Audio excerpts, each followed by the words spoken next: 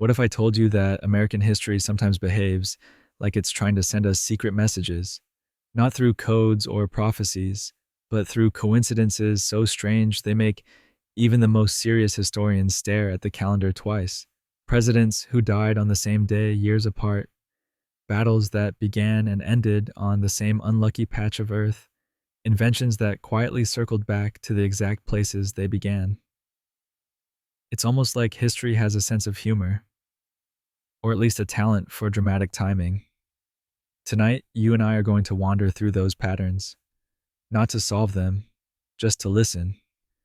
So get comfortable, settle into the quiet, and let these small, uncanny moments of American history fold around you like a blanket. Before we begin, don't forget to like, subscribe, and tap the bell. It helps this sleepy little corner of the internet stay awake long enough to keep telling bedtime history. Now let's start with a coincidence that even the founding fathers couldn't have planned: John Adams and Thomas Jefferson. So here's the thing about July 4th, 1826. You're probably thinking fireworks, barbecues, maybe some questionable potato salad. But on that exact day, the 50th anniversary of the Declaration of Independence, something genuinely eerie happened. John Adams and Thomas Jefferson, those two revolutionary frenemies who spent decades writing passive-aggressive letters to each other, both died. Adams's last words were allegedly, "Thomas Jefferson survives," which would have been poignant, except Jefferson had actually died 5 hours earlier. Neither man knew the other was gone.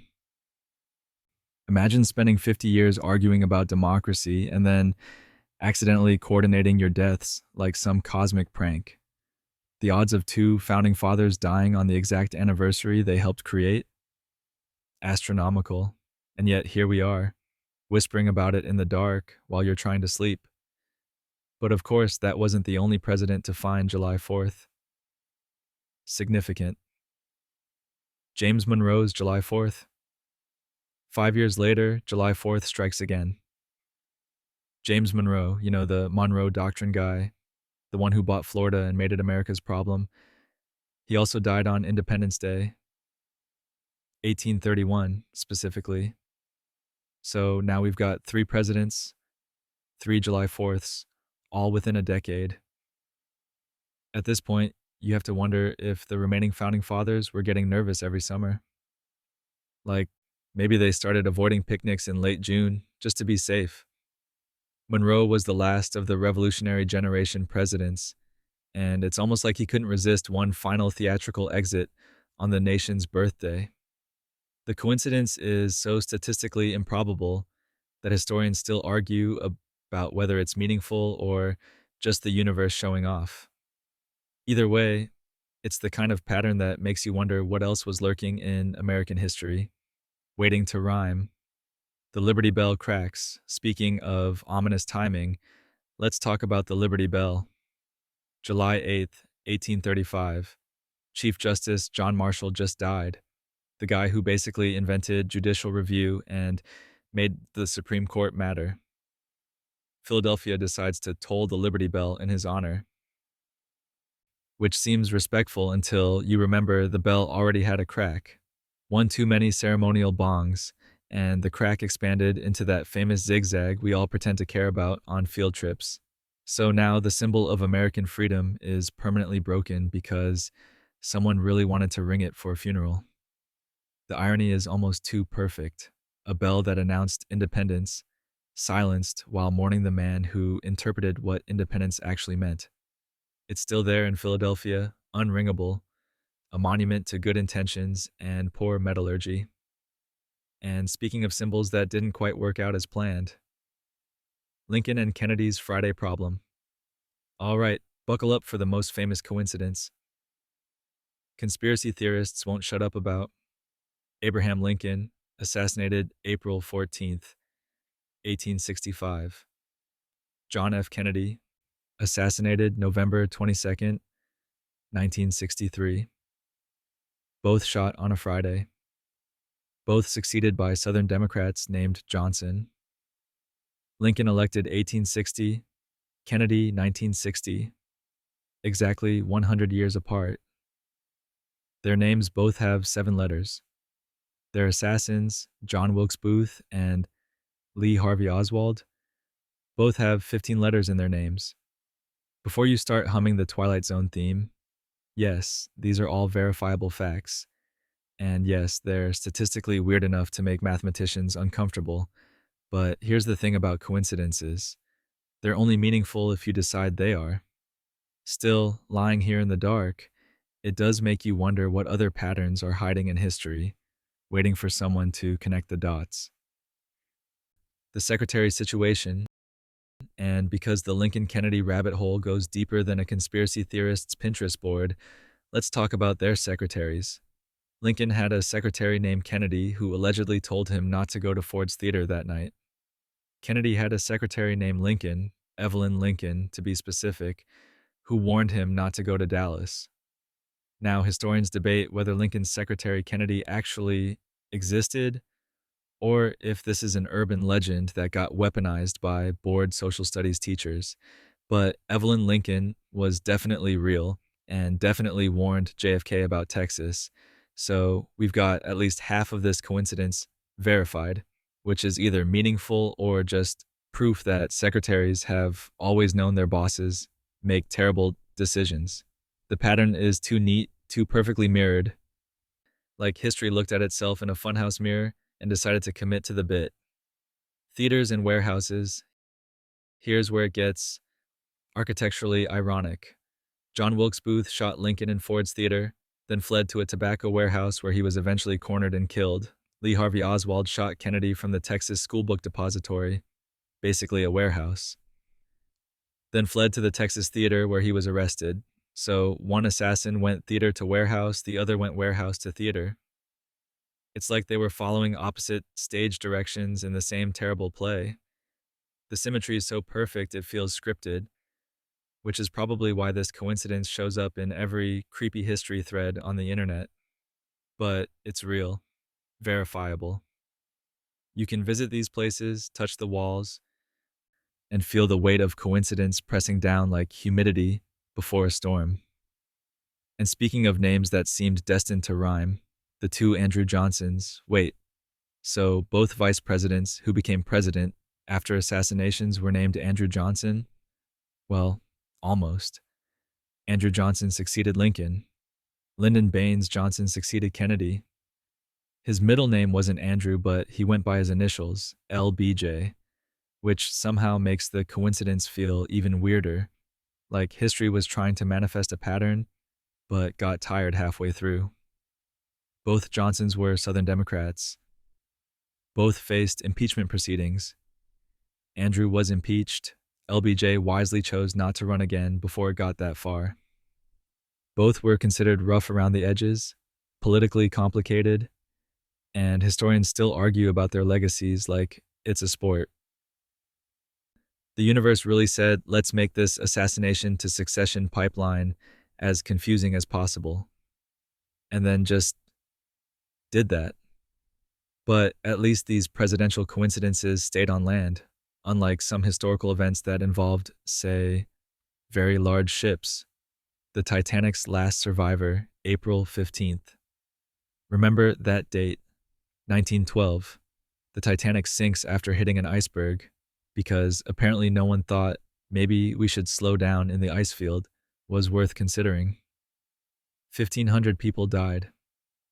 Fast forward exactly 97 years, April 15th, 2009, and Milvina Dean, the last living survivor of the Titanic, dies in England. She was only 9 weeks old when the ship went down, rescued in a mail sack because someone had the presence of mind to grab the baby. She spent her whole life being the last Titanic survivor, which is both an incredible legacy and an exhausting identity. But that date, April 15th, bookending the tragedy almost a century later, it's the kind of coincidence that makes you believe in cosmic poetry, or at least in the universe's commitment to thematic consistency. April 6th and military action. April 6th, 1917. Woodrow Wilson asks Congress to declare war on Germany, officially dragging America into World War I. The war to end all wars, they called it, which aged about as well as milk in the sun. Flash forward exactly 100 years, April 6th, 2017, and President Trump orders airstrikes on Syria in response to chemical weapons attacks. Same date, different century, same pattern of American military intervention. Now, was Trump aware of the historical echo? Probably not. Was it deliberate? Almost certainly not. But the coincidence sits there in the historical record like an unanswered question, suggesting that maybe America has certain reflexes that operate on some kind of century-long cycle. Or maybe April 6th is just cursed, and we should all stay inside that day. Last words between rivals. Let's go back to that July 4th in 1826, because the Adams-Jefferson double death gets even stranger when you hear what they said at the end. Adams, dying in Massachusetts, allegedly whispered Thomas Jefferson survives, his last thoughts turning to his old friend turned rival turned friend again. Meanwhile, Jefferson, dying in Virginia, reportedly asked, "Is it the 4th?" as if he was holding on just long enough to make it to the anniversary. Neither man knew the other was gone. They died hours apart, hundreds of miles away, their final words reaching toward each other across the distance, like some kind of founding father telepathy. 50 years of letters, arguments, reconciliations, all collapsing into that single day. It's enough to make you believe in meant to be, if you're the type who believes in that sort of thing. The Mint Building. Here's one for the numismatists still awake out there. The first official U.S. coin, the flowing hair dollar, minted in 1793, came from the Philadelphia Mint. Makes sense, Philadelphia being the capital at the time and all. Now fast forward 142 years to 1935, when the last peace dollar was minted. Same building. The exact same Philadelphia Mint building witnessed both the beginning and end of major American coinage eras. It's not supernatural or anything, just quietly poetic in the way old buildings sometimes are, standing there through revolutions and depressions, stamping out the metal that people fought over, saved, spent, and occasionally threw into fountains while making wishes. That building saw America grow from experiment to empire, one coin at a time. Speaking of people who witnessed way too much history, Robert Lincoln's terrible luck. Robert Todd Lincoln, Abraham Lincoln's son, had the absolute worst luck regarding presidential deaths.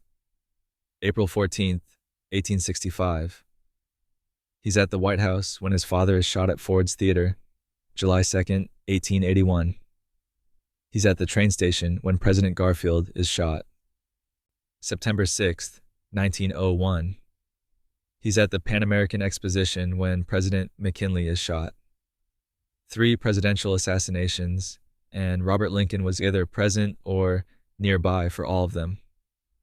After McKinley, he reportedly refused any more presidential invitations, probably because he had become convinced he was cursed. Imagine being the common denominator in 3 presidential murders and having to live with that cosmic joke. He wasn't responsible, obviously, but the coincidence was so disturbing that people started treating him like some kind of unintentional angel of death. Eventually, he became a recluse. 12 seconds of flight, December 17th, 1903. Kitty Hawk, North Carolina. Orville Wright achieves the first powered flight in human history. The plane stays in the air for exactly 12 seconds and travels 120 feet, which is roughly the distance from your bedroom to your kitchen if you live in a particularly long apartment. 12 seconds. That's barely enough time to sneeze twice. And yet, those 12 seconds changed everything. Warfare, travel, commerce, the entire shape of the 20th century. Here's the kicker. The wingspan of a Boeing 747 is longer than the Wright brothers' entire first flight.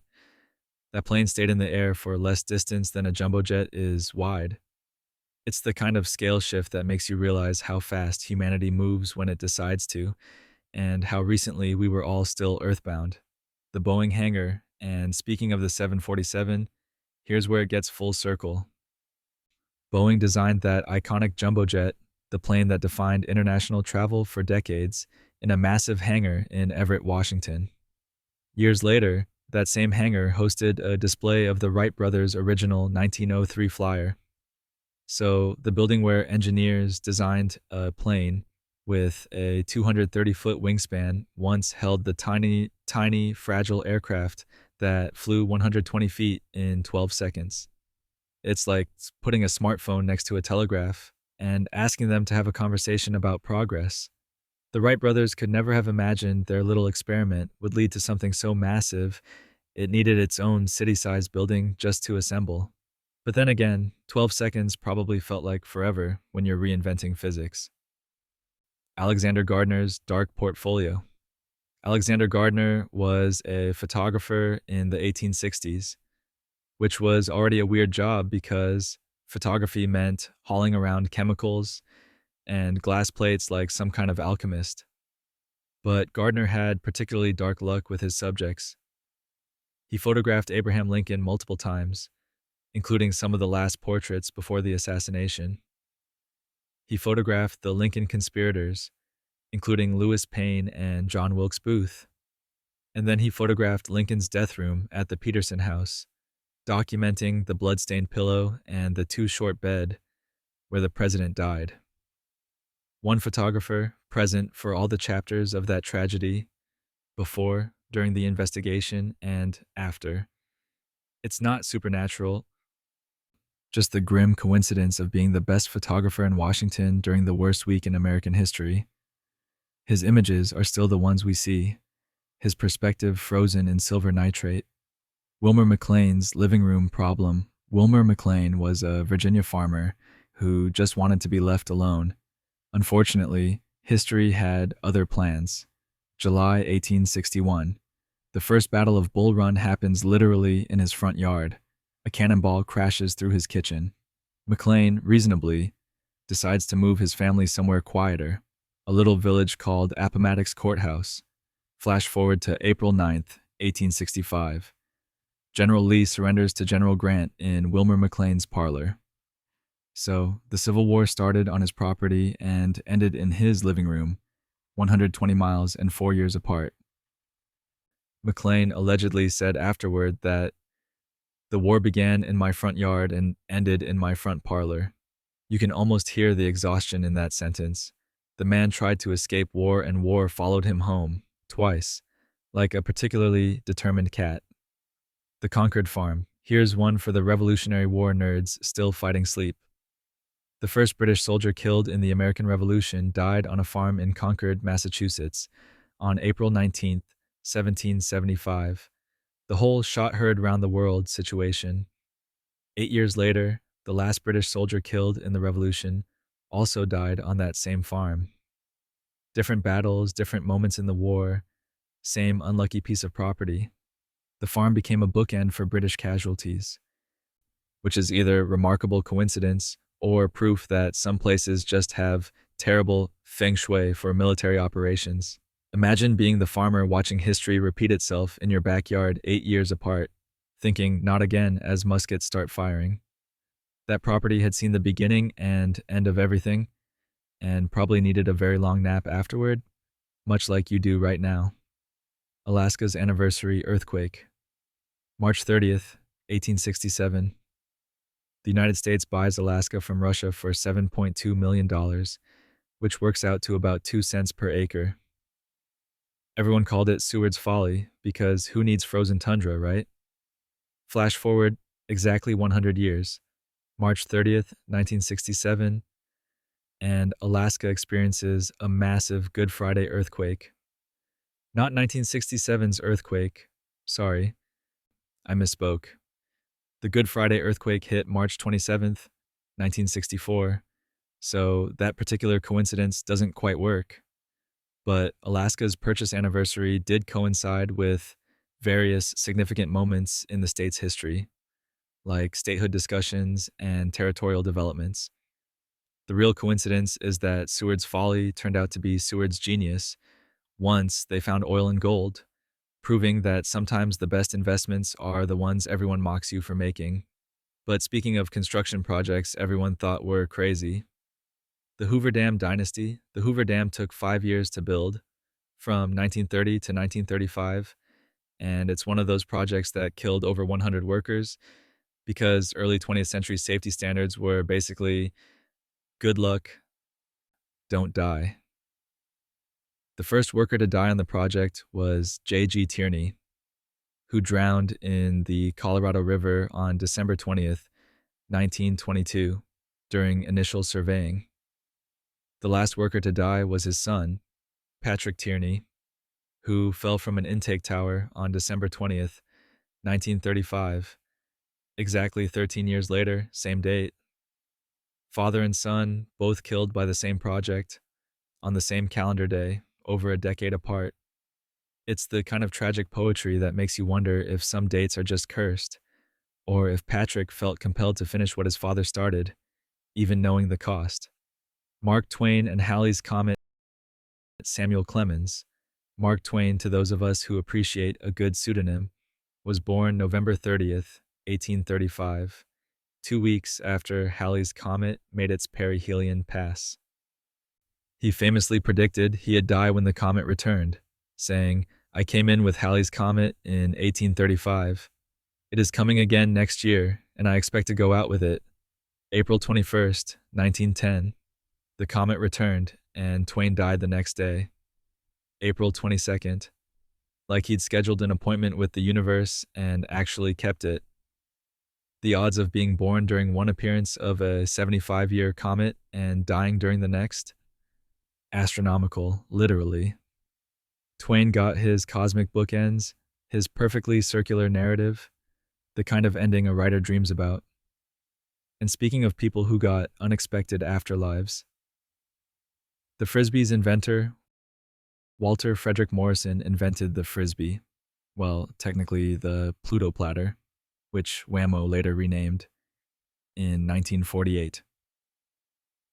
He was inspired by popcorn lids and the UFO craze, which is very 1940s. Morrison died February 9, 2010, at age 90, having lived long enough to see his invention become synonymous with college quads, beach days, and dogs with better catching skills than most humans. Here's the kicker. According to his family, after Morrison was cremated, some of his ashes were molded into Frisbees.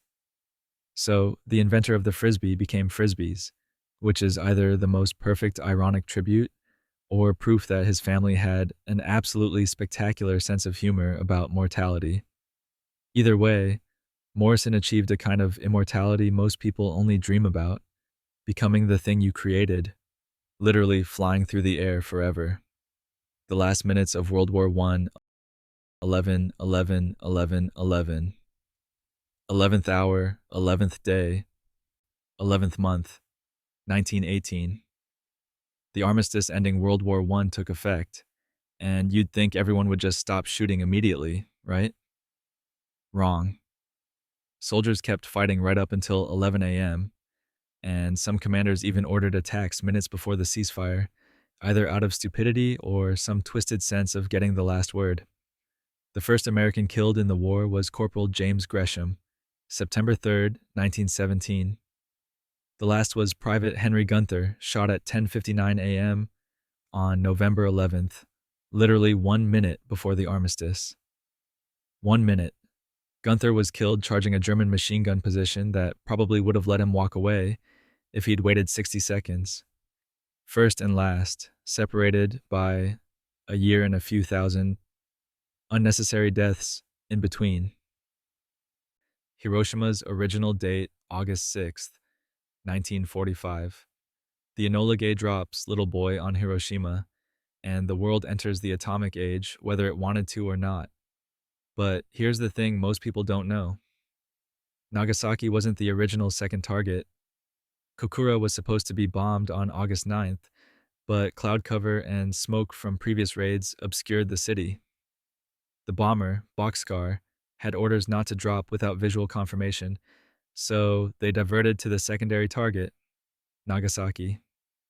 Kokura was spared by weather and bureaucracy, while Nagasaki, which wasn't even the plan, became history. Sometimes fate is just logistics and cloud cover. Sometimes 74,000 people died because the sky was too cloudy 20 miles away. The arbitrariness is almost worse than the intention. And speaking of decisions made by single individuals, the USS Missouri, September 2nd, 1945. Japan formally surrenders aboard the USS Missouri in Tokyo Bay, ending World War II. Now, the Navy had several battleships to choose from for this ceremony, but they picked the Missouri specifically because it was named after President Harry Truman's home state. Truman, the guy who authorized the atomic bombs, got to watch Japan surrender on a ship that shared his hometown's name. The symbolism is so on the nose it feels like historical fan service. The Missouri was commissioned in 1944, so it was relatively new, but its connection to Truman made it the obvious choice for the most important signature in modern history. That ship is now a museum in Pearl Harbor, which is its own kind of poetic circle, anchored where the war began for America, commemorating where it ended. Truman's middle name. And speaking of Harry Truman, let's talk about that middle initial. His full name is Harry Truman, just S. Not an abbreviation, not short for anything. Literally just the letter S with a period for style. His parents couldn't decide between his grandfathers, Anderson Ship Truman and Solomon Young, so they compromised by giving him an initial that honored both and committed to neither. Technically, you're not even supposed to put a period after it since it doesn't stand for anything, but Truman used one anyway because he liked the way it looked. So, the man who made some of the biggest decisions in human history, dropping atomic bombs, establishing NATO, desegregating the military, had a middle name that was basically a shrug emoji. It's the kind of small, weird detail that reminds you presidents are just people whose parents also struggled with baby names. Washington's presidential burials, only 2 presidents are buried in Washington, D.C., which seems weird considering how many of them spent years living there. Woodrow Wilson rests at Washington National Cathedral, the only president entombed in the nation's capital proper. William Howard Taft is at Arlington National Cemetery, which is technically in Virginia, but feels close enough that people count it. Taft was famous for being large, around 340 pounds at his peak, and supposedly got stuck in the White House bathtub once, though that might be historical gossip. Wilson, meanwhile, was not particularly heavy, just perpetually exhausted from trying to sell America on the League of Nations while his own body was failing. 2 very different men, 2 very different legacies, but both choosing to stay close to the city that consumed their lives. And speaking of things that stayed behind after their moment, the Moon Flag Company, the first American flag planted on the moon, July 20th, 1969, by Neil Armstrong and Buzz Aldrin, came from a New Jersey flag company called Annan Flag Makers. They'd been making flags since 1847, so by the time NASA called, they had the whole fabric in extreme conditions thing figured out. The flag cost $5.50, which feels remarkably cheap for something that would represent humanity's greatest achievement. That same company made flags for various Apollo mission equipment, including the quarantine trailers where astronauts were isolated after returning from the moon, just in case they'd brought back space plague. So one company provided the symbol of American achievement and the symbol of American paranoia about space germs. Diversification at its finest, but not all symbolic gestures ended so neatly. Stand Watie's late surrender. Stand Watie, a Cherokee leader and Confederate general, surrendered on June 23rd, 1865, making him the last Confederate general to give up the fight. By then, the Civil War had been officially over for 2 months. Lee surrendered at Appomattox in April, but Watie kept going, probably because news traveled slowly and stubbornness traveled fast. He'd been leading Confederate Cherokee forces in Oklahoma, fighting a war that most people had already stopped fighting. The date itself, late June, in the miserable heat, Admitting defeat months after everyone else feels appropriately anticlimactic. Not every war ends with signing ceremonies in parlors.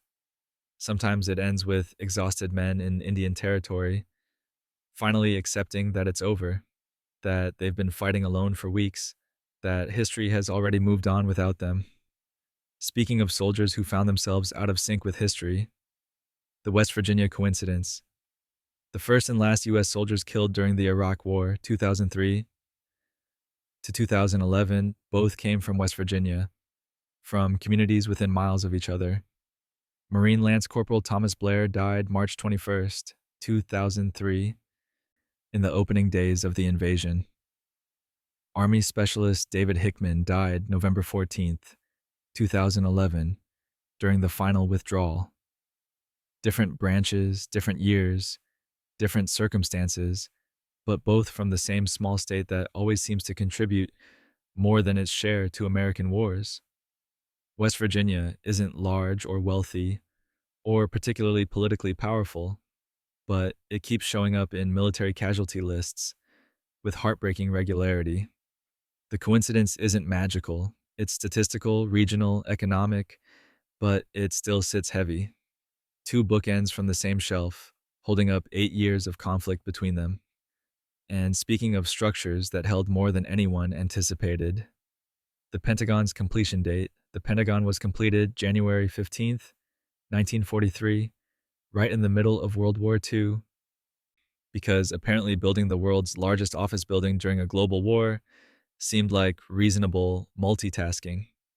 It took less than 2 years to construct, which is faster than most apartment buildings go up now. Exactly 77 years later, January 15th, 2020, the first confirmed U.S. case of COVID-19 was announced in Washington state. Now, is there a connection between a military headquarters and a pandemic? Obviously not. But the date alignment is the kind of thing that makes pattern-seeking human brains light up like Christmas trees. 77 years, same day, two events that would define their respective eras of American anxiety. The Pentagon symbolized preparation for external threats. COVID reminded everyone that some threats don't care about borders or defense budgets. Alexander Graham Bell's last word. March 10th, 1876. Alexander Graham Bell spills battery acid on himself and shouts into his new telephone invention, "Mr. Watson, come here, I want to see you." First intelligible telephone call born from clumsiness and panic, very on brand for human innovation. Flash forward to August 2nd, 1922. Bell is dying in Nova Scotia, surrounded by family. His wife asks him not to leave her. According to witnesses, Bell's last word, signed weakly because he couldn't speak, was no. First words on the telephone, calling for help. Last word in life, refusing to comply with death's schedule. It's almost poetic. The man who spent his life trying to connect people across distances, finally reaching a distance he couldn't bridge with technology. Just silence. And a single defiant no to the universe. Ray Tomlinson's @1971. Ray Tomlinson, a programmer at BBN Technologies, sends the first network email to himself on the ARPANET system. He doesn't remember what it said, probably something like, "QWERTY Y up," because programmers aren't precious about historical moments when they're just testing if something works. But Tomlinson did make one lasting choice. He picked the @ symbol to separate the username from the computer name in email addresses. Why @ Because it was on the keyboard, it wasn't used for anything important, and it kind of meant @ which made logical sense. That's it. No focus groups, no committees, just one guy making a practical decision that would define digital communication forever. Every email address in history owes its structure to Tomlinson's shrug of "sure @ works." Sometimes the most important decisions are the ones nobody thinks about. And speaking of communication that nobody thinks about anymore, the last Morse code message. The U.S. Coast Guard stopped using Morse code officially in 1995, because by then radios and satellites had made the whole beeping messages in dots and dashes thing charmingly obsolete. The last official Morse code transmission sent by the Coast Guard was CQ, CQ, CQ, a general call to all stations, basically the Morse code equivalent of "Is anyone out there?" It's also how Morse code transmissions typically began. First thing you learn in Morse, last thing transmitted officially, beginning and ending with the same pattern, like a language saying goodbye to itself. Somewhere there are old sailors who still tap out messages on tabletops without thinking, muscle memory from a communication system that the world doesn't need anymore. The code isn't dead exactly, amateur radio operators still use it, but its golden age ended with those 3 letters, calling out to a silence that had already moved on. The Ohio astronaut pipeline, Neil Armstrong, first human on the moon, born 1930 in Wapakoneta, Ohio. Gene Cernan, last human on the moon. So far. Born 1930 in Bellwood, Illinois. Wait, not Ohio. Actually, Cernan was born in Illinois, so that particular coincidence doesn't hold up perfectly. But here's what is true. Ohio has produced more astronauts than any other state, 25 at last count, including both Armstrong and John Glenn. Something about growing up in Ohio apparently makes people desperate to leave the planet, which is either inspiration or escape, depending on how you feel about the Midwest. Armstrong and Cernan, both born the same year, both walked on the moon decades later, bookending humanity's brief lunar visitation. They shared that weight of being first and last, of representing everyone in those lonely moments on alien soil. Trinity and Apollo 11, July 16th, 1945. The Manhattan Project detonates the first nuclear weapon, codenamed Trinity, in the New Mexico desert. J. Robert Oppenheimer watches his creation light up the pre-dawn sky and recalls the Bhagavad Gita, "Now I am become death, destroyer of worlds." 24 years later, exactly, July 16th, 1969, Apollo 11 launches from Cape Kennedy, carrying Armstrong, Aldrin, and Collins toward the moon. Same date, different deserts, different applications of physics, but both moments of humans doing things that seemed impossible until they suddenly weren't. One splitting atoms to destroy, one riding controlled explosions to explore. The symmetry is accidental, but feels meaningful. Like the universe wanted to remind us that the same species capable of inventing apocalypse could also reach for the stars. Both required similar levels of obsessive calculation. Both gambled with forces that could kill everyone involved. Mercury to Apollo, Alan Shepard became the first American in space on May 5th, 1961, aboard Freedom 7, a 15-minute suborbital hop that barely counted as spaceflight compared to what came later. Gene Cernan, the last man to leave footprints on the moon, flew on both Gemini 9 and Apollo 17. The coincidence isn't that they flew on the same missions, they didn't, but that both men represented beginning and ending points in the space race. Shepard later walked on the moon during Apollo 14, hitting golf balls in low gravity because astronauts are basically bored teenagers with billion-dollar equipment. Cernan left the moon in December 1972, and no one's been back since. Both men saw space programs at their peaks, both knew what it meant to go first and last. Both are gone now, taking their moon dust memories with them. The Harrison Harding Hotel Room, William Henry Harrison died April 4th, 1841, exactly 1 month after his inauguration. From pneumonia he allegedly caught while giving a 2-hour inaugural address in freezing rain without a coat.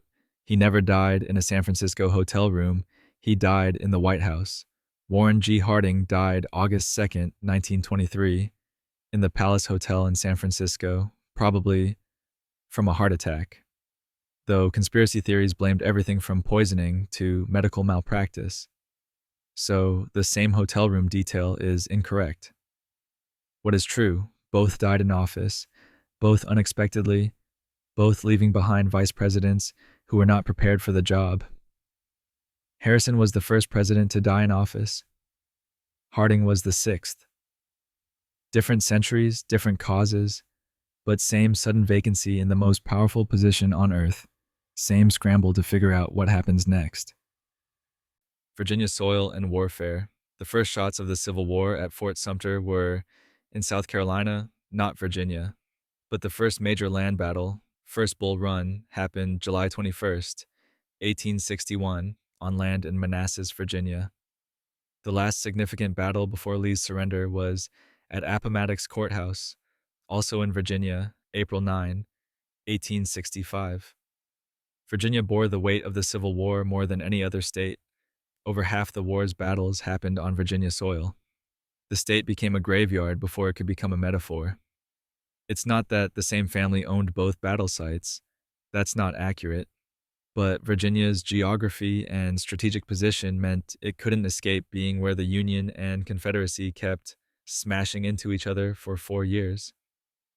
The state still finds bullets in the ground during construction projects, physical reminders that some things don't wash away.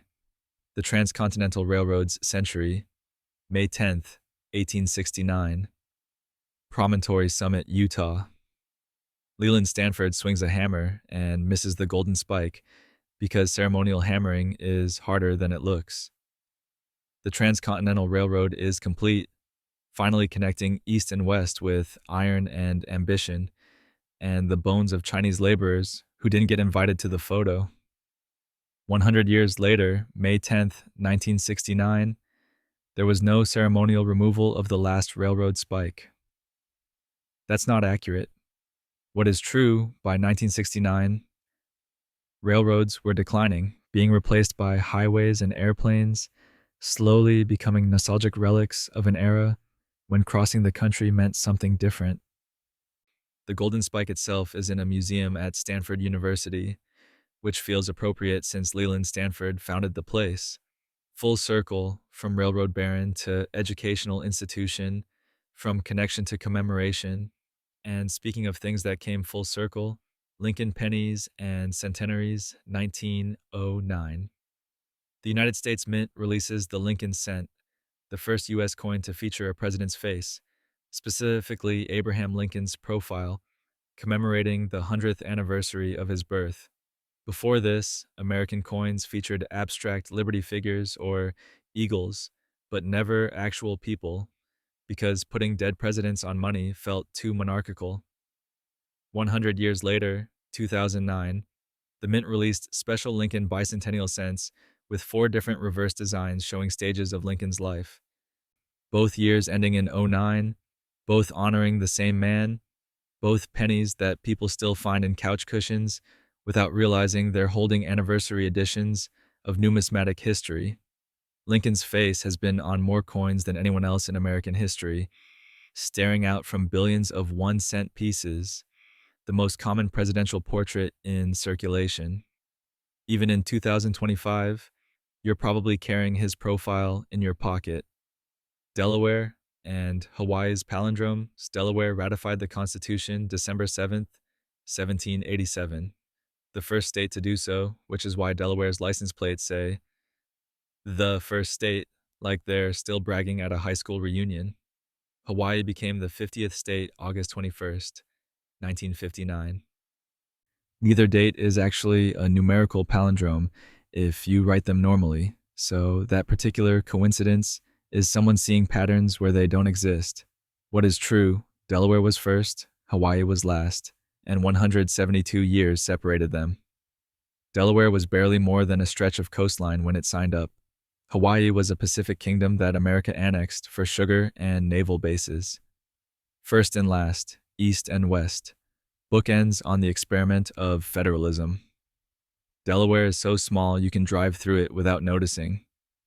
Hawaii is so far away most Americans need a passport just mentally.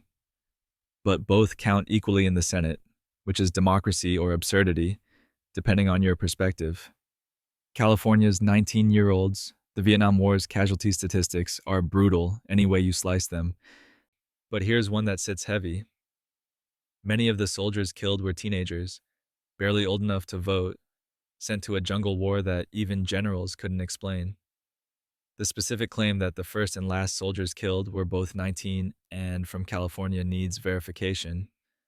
Casualty records vary on who counts as first and last, depending on whether you count advisors, combat troops, or the chaotic final evacuation. What is absolutely true, the average age of soldiers in Vietnam was 19, younger than World War II's 26. 58,000 Americans died there.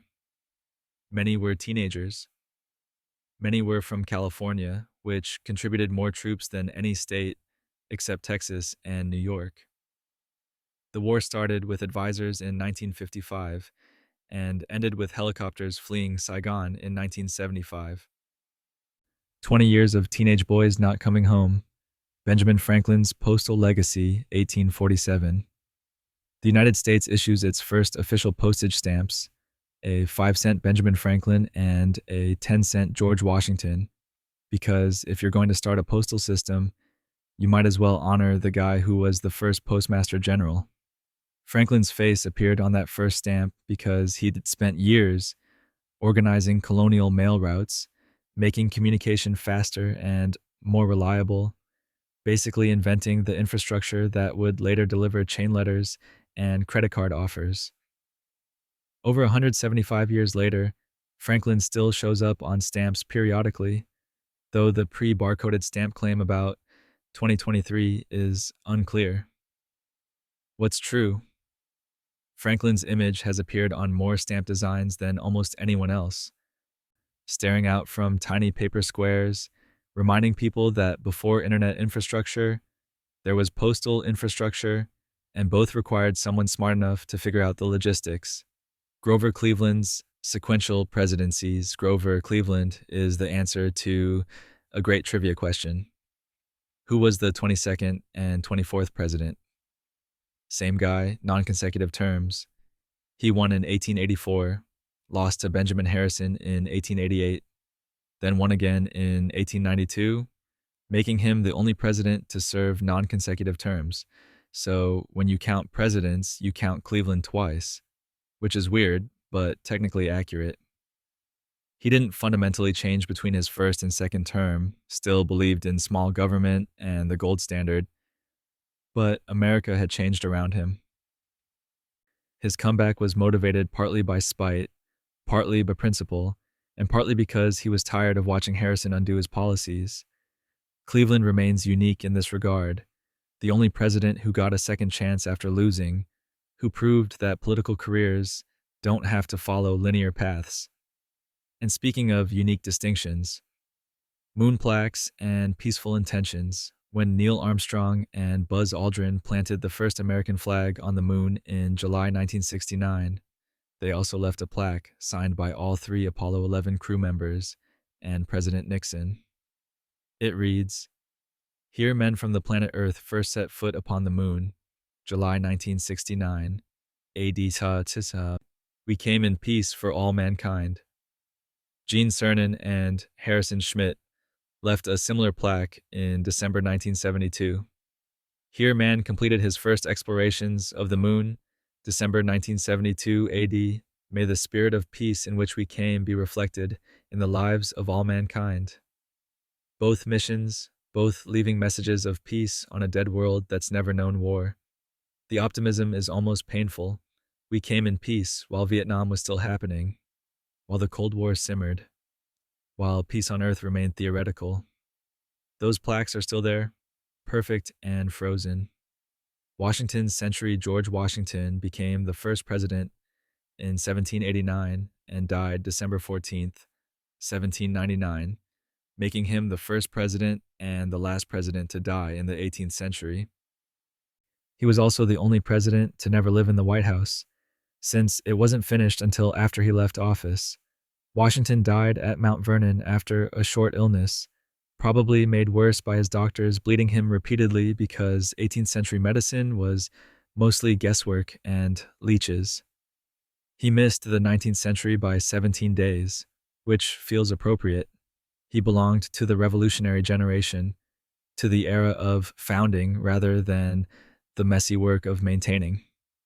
The coincidence of being first and last president of his century is just arithmetic, but it does mean Washington stands alone in his timeline, temporally isolated from everyone who came after. And speaking of things that stood alone, Confederate ironclads and self-destruction. The CSS Virginia, originally the USS Merrimack before the Confederacy captured and converted it, fought the famous Battle of Hampton Roads in March 1862 against the USS Monitor. 2 months later, when Union forces threatened Norfolk, the Virginia's crew scuttled their own ship rather than let it be captured. The CSS Albemarle, another Confederate ironclad, dominated North Carolina Sounds until October 1864, when Lieutenant William Cushing sank it with a spar torpedo in one of the war's most daring raids. So one was destroyed by its own crew, the other by enemy action, not both destroyed by their own crews. What is true, Confederate ironclads rarely lasted long. They were engineering marvels built by a nation without the industrial capacity to maintain them. Powerful weapons that couldn't overcome basic supply chain problems. Most ended up scuttled, sunk, or captured. Monuments to ambition exceeding resources. Rangers first and last. The first and last U.S. combat deaths in Afghanistan, a war that lasted 20 years, from 2001 to 2021, were both Army Rangers, members of the 75th Ranger Regiment. Sergeant First Class Daniel Petithary was killed October 19, 2003, though he wasn't the very first casualty. The first was actually CIA officer Johnny Mike Spann, killed November 25, 2001, during a prison uprising. Army Staff Sergeant Ryan Knauss was the last service member killed during the Abbey Gate bombing in Kabul, August 26, 2021. The Rangers suffered casualties throughout the war. They were special operations, frequently deployed, constantly in danger. The detail about first and last being, Rangers may be approximate, but what's certain?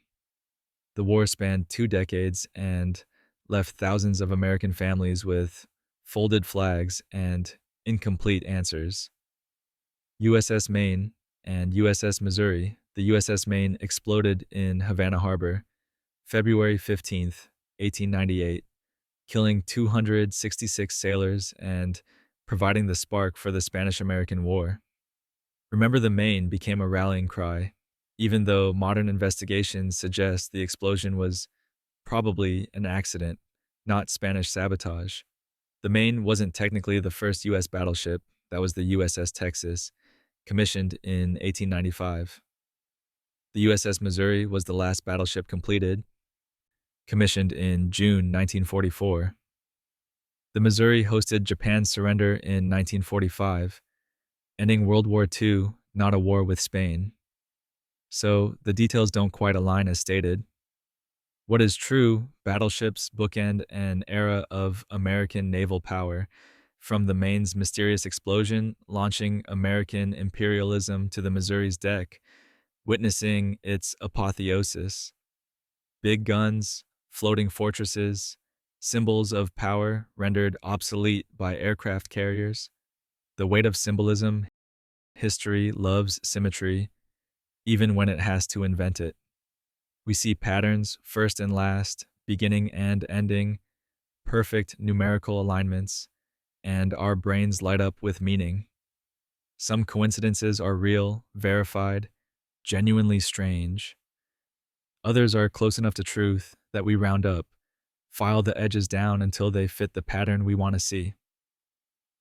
The facts in these last 25 chapters dance between the two, some perfectly accurate, some approximations, some requiring you to squint at the timeline and accept close enough. But that's how we relate to history anyway. As story first, strict accuracy second. The dates, the weights, the identical middle names, they're all ways of making the past feel manageable, of finding meaning in the chaos of centuries.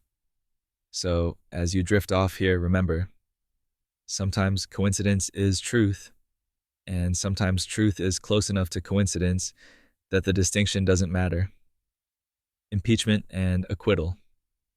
Andrew Johnson, 1868. First presidential impeachment, all because he fired his Secretary of War. and Congress decided that was illegal under a law they had passed specifically to trap him. The Senate voted to acquit by a single vote, 35 guilty, 19 not guilty, one vote short of the two-thirds needed to remove him. He served out his term, bitter and isolated. 130 years later, Bill Clinton became the second president impeached in 1998 over lying about an affair. The Senate acquitted him too, though for very different reasons and with very different vote counts. 2 presidents, 2 centuries, both impeached by hostile Congresses, both surviving because the Constitution makes removal genuinely difficult. The process worked exactly as designed. Messy, political, ultimately inconclusive. But impeachment wasn't the only way presidential communication got complicated. The transatlantic cable's brief life. August 16th, 1858. Queen Victoria sends the first transatlantic telegraph message to President James Buchanan. 99 words of diplomatic pleasantries that took 16 hours to transmit, one character at a time, through a cable stretched across 2,000 miles of ocean floor. It was a technological miracle. It was also temporary. 3 weeks later, the cable failed, probably because engineers kept increasing the voltage, trying to speed up transmission, eventually frying the insulation. The cable went silent, and suddenly America and Britain were back to communicating via ships that took weeks to cross the Atlantic. They laid a new, better cable in 1866, but that first attempt, those 3 glorious weeks of instant international communication, must have felt like magic before it collapsed, back into waiting. Some presidential communications, though, required no technology at all to fail spectacularly. Nixon's lonely distinction, Richard Nixon resigned August 9th, 1974, the only president to ever do so. He's first and last by default, a category of 1, standing alone in constitutional history. The Watergate scandal had ground him down. The tapes, the hearings, the slow realization that even his own party wouldn't protect him from impeachment and removal. So he quit, gave a rambling speech about his mother being a saint, boarded a helicopter, and flew away from the White House, while his staff cried and Gerald Ford inherited a disaster. No president before or since has resigned. Some probably should have. Some definitely considered it. But only Nixon actually did it, cementing his legacy as the president who broke the rules so badly he had to leave before they could throw him out. And speaking of singular distinctions in military technology, presidential submarines, the USS Nautilus, commissioned September 30th, 1954, was the world's first nuclear-powered submarine and the first to reach the North Pole underwater. Named after Jules Verne's fictional submarine and Robert Fulton's early sub, not directly after a president. The USS Jimmy Carter, though, commissioned February 19th, 2005, that's named after President Carter, specifically because he was a submarine officer in the Navy and worked under Admiral Hyman Rickover, the father of the nuclear navy. Carter's the only president with a submarine named after him while he's still alive. The Nautilus is now a museum in Connecticut. Frozen in time, the Jimmy Carter is still classified, doing things the Navy won't talk about. Both represent American technological dominance, decades apart, one on display and one still lurking in secret waters. But submarines weren't the only place presidents' faces appeared. Presidents on currency. Here's a careful truth about American coinage. No living president has ever appeared on circulating U.S. currency. It's tradition, maybe policy, definitely a way to avoid the whole monarch on money vibe the founders hated. The closest we got was commemorative coins, special issues, not for circulation, but even those avoided living presidents until modern times. After John F. Kennedy's assassination in 1963, Congress moved fast to put his profile on the half dollar, replacing Benjamin Franklin in 1964. It was unprecedented speed for currency redesign, driven by grief and the need for national symbols. Every president on our money got there posthumously. Washington, Jefferson, Lincoln, Hamilton, who wasn't even a president. Dead leaders are safer to commemorate. They can't disappoint you with new scandals. And speaking of presidential pairs who couldn't disappoint anyone anymore. The July 4th deaths, again, we've already talked about this, but it bears repeating because the coincidence is just that strange. John Adams and Thomas Jefferson, July 4th, 1826, both dead within hours, 50 years after the Declaration. Adams at 90, Jefferson at 83, both founding fathers, both former presidents, both gone on the nation's birthday like they'd coordinated it from beyond. The odds are astronomical. The symbolism is heavy-handed enough that, if it were fiction, editors would reject it as too convenient. But it happened. History sometimes writes itself with the subtlety of a sledgehammer, and this was one of those moments when the universe decided to make a point about mortality and legacy and the weight of creating nations. The story still gives historians chills, 2 centuries later. And speaking of symbolic moments frozen in photographs, Iwo Jima's 2 flags, February 23rd, 1945. Marines raise an American flag on Mount Suribachi during the Battle of Iwo Jima. The iconic photo by Joe Rosenthal, the one you've seen in every history book, is actually the second flag raised that day. The first was smaller, considered insufficiently visible for the troops below. Someone found a larger flag, and 6 Marines raised it while Rosenthal captured the moment. That second flag came from USS Missouri, an attack transport ship. Some sources claim flags at Iwo Jima came from ships present at Pearl Harbor, but the Missouri wasn't there. It was commissioned in 1944. The story gets mythologized, details blur, but what's certain, that photograph became the most reproduced image in history. 6 men pushing a pole into volcanic rock, claiming victory that wasn't yet complete. 3 of them died before the battle ended. The 9th Infantry in Vietnam, the Vietnam War's beginning and ending are messy to define. Advisors arrived in the 1950s, combat troops in 1965, withdrawal dragged through the early 70s, the fall of Saigon in 1975. Trying to identify first and last casualties by regiment gets complicated by how you count. The 9th Infantry Regiment served multiple tours, took casualties throughout. The specific claim that first and last belong to the same unit oversimplifies decades of rotating deployments. What's true, some units served from early involvement through final withdrawal, carrying institutional memory of the entire war. Some soldiers did multiple tours, watching the war change around them. The symmetry of first and last mattering less than the long middle, where most of the dying happened, where the patterns dissolved into just names on a wall. Speaking of presidents who served during wars, hospital birth and 19th century Jimmy Carter, born October 1st, 1924, in Wise Sanitarium in Plains, Georgia, holds the distinction of being the first U.S. president born in a hospital. Before him, presidents were born at home, because that's where everyone was born before the 20th century medicalized childbirth. Dwight Eisenhower, born October 14th, 1890, in Denison, Texas, was the last president born in the 19th century. Both came from small southern towns. Plains had maybe 600 people. Denison was slightly larger, but still rural.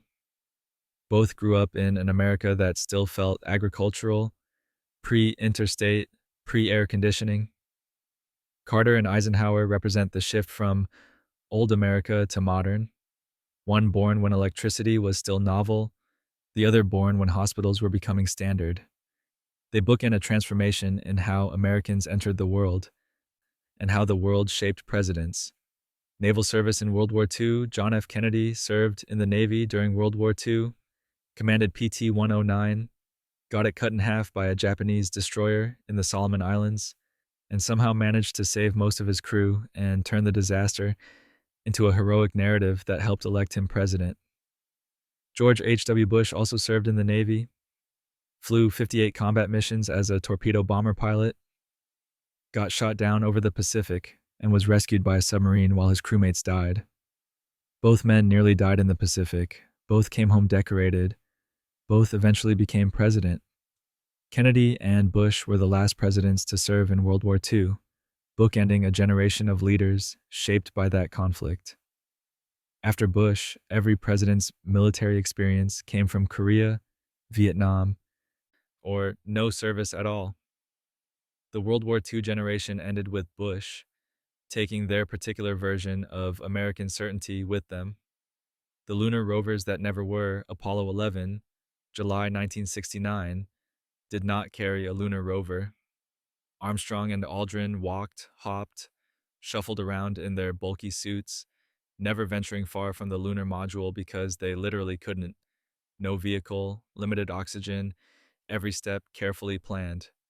The lunar roving vehicle didn't appear until Apollo 15 in July 1971, built by Boeing and General Motors, allowing astronauts to travel miles from their landing site. Apollo 17, December 1972, also had a rover. Cernan drove it 22 miles total, setting distance records that still stand because no one's been back. So the coincidence of both missions having Boeing rovers is accurate. Only for the last 3 Apollo missions. The first landing was just footprints and flags. No wheels, no extended exploration. Just 2 men standing on alien soil, trying not to fall over. Secession's messy timeline. South Carolina seceded first, December 20th, 1860, before Lincoln even took office, jumping ship at the mere idea of a Republican president. Tennessee was last of the 11 Confederate states to secede, June 8th, 1861, after Lincoln called for troops following Fort Sumter. But neither state was readmitted to the Union on July 4th. Tennessee was actually readmitted July 24th, 1866, the first Confederate state to rejoin.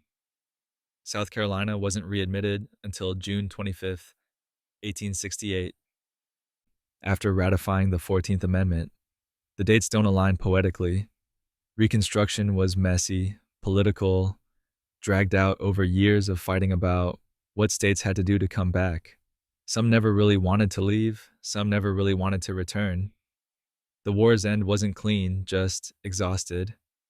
And speaking of transitions from old to new, Roosevelt's automotive adventure. Theodore Roosevelt, August 22nd, 1902, became the first president to ride in an automobile. A Columbia Electric Victoria in Hartford, Connecticut, going 22 miles per hour, which probably felt terrifying. Cars were still strange, loud, unreliable contraptions that scared horses and broke down constantly. By the time Woodrow Wilson left office in 1921, cars were standard, presidents rode in them regularly, and horse-drawn carriages were becoming nostalgic relics. Wilson probably did ride in carriages earlier in his life, but by his presidency, cars dominated. The transition happened fast. One generation saw cars go from novelty to necessity, from dangerous toys to infrastructure. Roosevelt and Wilson bookended that shift, watching America speed up literally and metaphorically, trading the pace of horses for the impatience of engines. And speaking of violent transitions, nobody wanted. Headshots from behind. Abraham Lincoln, April 14th, 1865. Shot in the back of the head at Ford's Theater by John Wilkes Booth. Single bullet entered behind the left ear, lodged behind the right eye. He died the next morning, never regaining consciousness. John F. Kennedy, November 22nd, 1963. Shot from behind according to official investigations. Bullets fired from the Texas School Book Depository, hitting him in the upper back and head. The headshot was fatal. The similarity in assassination methods is part of why conspiracy theories link them. Same vulnerable position, same approach, same result. 2 presidents, nearly a century apart, killed the same way while sitting more or less still, ambushed from behind. The pattern is clinical, horrible, and real. And speaking of things left behind that changed over time, the white flag on the moon, the American flag planted by Armstrong and Aldrin on July 20th, 1969, the one with the horizontal rod to make it look like it's flying in the vacuum where no wind exists, is now completely white. Not faded, not bleached in the normal sense, but transformed by years of unfiltered solar radiation on an airless world. The Lunar Reconnaissance Orbiter photographed the Apollo landing sites from orbit, and based on shadows, the flags are still standing. But without an atmosphere to protect them, the colors are gone. Just white fabric, the dye molecules destroyed by UV light, all the red and blue erased by the sun. It's still an American flag, technically, just one that surrendered all its color to physics, a symbol of exploration accidentally becoming a symbol of how everything fades given enough exposure and time. And speaking of symbols that marked endings, 4th Infantry in Iraq. The 4th Infantry Division was heavily involved in the Iraq War from 2003 onward, part of the initial invasion and subsequent occupation. Identifying specific first and last casualties by division is complicated. Casualties happened across multiple branches, times, locations. The 4th Infantry definitely lost soldiers throughout the war, from the early days through the withdrawal in 2011. What's verifiable? Certain units bore disproportionate burdens, deployed multiple times, lost many soldiers to IEDs and ambushes. The statistical coincidence of first and last coming from the same division, if true, would be remarkable but would need specific casualty records to verify. More certain is that the 4th Infantry, like many units, served the entire span of the war, watching mission objectives change, surge, and withdraw. Victory definitions shift until nobody could articulate what winning meant anymore. Presidential flight evolution. Theodore Roosevelt flew in an airplane October 11th, 1910, as a passenger in a Wright Flyer, 4 minutes aloft in St. Louis, after he'd already left the presidency. First ex-president to fly, not first president to fly while in office. Dwight Eisenhower was president during the jet age. Air Force One was a Lockheed Constellation during his early presidency, then Boeing 707s, but he definitely flew in jets, not propeller planes, exclusively. The transition from propeller to jet happened during the 1950s, during Eisenhower's presidency, meaning he experienced both. The pattern of Roosevelt's novelty to Eisenhower's routine does capture how fast aviation normalized, but the specific last president to fly in propeller plane detail needs nuance. Flight went from impossible to routine in 50 years. Presidents went from never leaving the ground to circling the globe constantly, and speaking of presidents who inherited jobs they never wanted, vice presidents who became president without one. John Tyler became president April 4th, 1841, when William Henry Harrison died of pneumonia exactly 1 month into his term. Tyler served the remaining 3 years and 11 months with no vice president, because the Constitution didn't provide for filling vice presidential vacancies until the 25th Amendment in 1967. Millard Fillmore became president July 9th, 1850, when Zachary Taylor died, probably of cholera, though possibly of cherries and milk gone bad. Fillmore also served without a VP for 2.5 years. Both men were Tyler and Fillmore became presidents, nobody elected to the office, leading with no backup, no constitutional successor if they died. The vulnerability was obvious, but nobody fixed it for over a century. Both men struggled with legitimacy issues called accidental presidents, treated as placeholders. And speaking of presidential protocol and tradition, nuclear test naming confusion. The first U.S. nuclear test in Nevada. Well, not the first U.S. nuclear test. That was Trinity in New Mexico in 1945. But the first at the Nevada test site was Operation Ranger, January 1951. 5 bombs in a week, establishing Nevada as America's nuclear testing ground for the next 40 years. The last U.S. nuclear test was September 23, 1992, under Operation Julian, just before a testing moratorium began. Not Operation Ranger. Different name, different era, different purpose. The 92 test was about stockpile stewardship, not Cold War one-upmanship. Over 1,000 nuclear detonations happened in Nevada between Ranger and that final test, poisoning downwinders, irradiating landscapes, turning the desert into a moonscape of craters. The symmetry of identical names doesn't exist, but the bookends of first and last still matter. Speaking of ceremonial moments with presidents, father-son swearing, and Calvin Coolidge became president August 3rd, 1923, when Warren Harding died suddenly in San Francisco. Coolidge was visiting his family in Vermont, no electricity, no phone. His father, a notary public, swore him in by kerosene lamp at 2:47 a.m., using the family Bible. It's one of the most American images, a president taking the oath in a farmhouse, administered by his dad, middle of the night, nobody around but family. John F. Kennedy was not sworn in by his father. Chief Justice Earl Warren administered Kennedy's oath, January 20th, 1961, in front of the Capitol, in the cold, while Kennedy delivered his Ask Not speech. Joseph Kennedy watched from the audience, but didn't participate.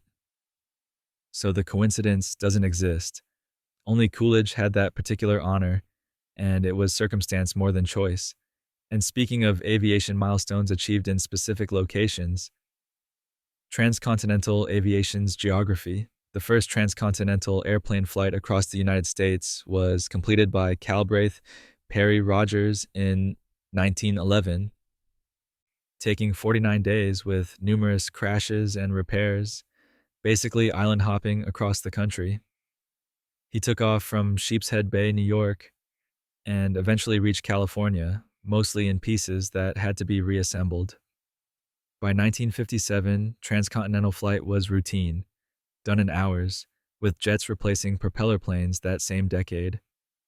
The specific claim about the same New York field hosting first and last propeller transcontinental flights is difficult to verify. Aviation fields changed, closed, got replaced by bigger airports. What's true, the jump from Rogers' 49-day ordeal to routine 6-hour flights happened in one lifetime. Geography shrunk. America got smaller. Coast to coast went from adventure to commute.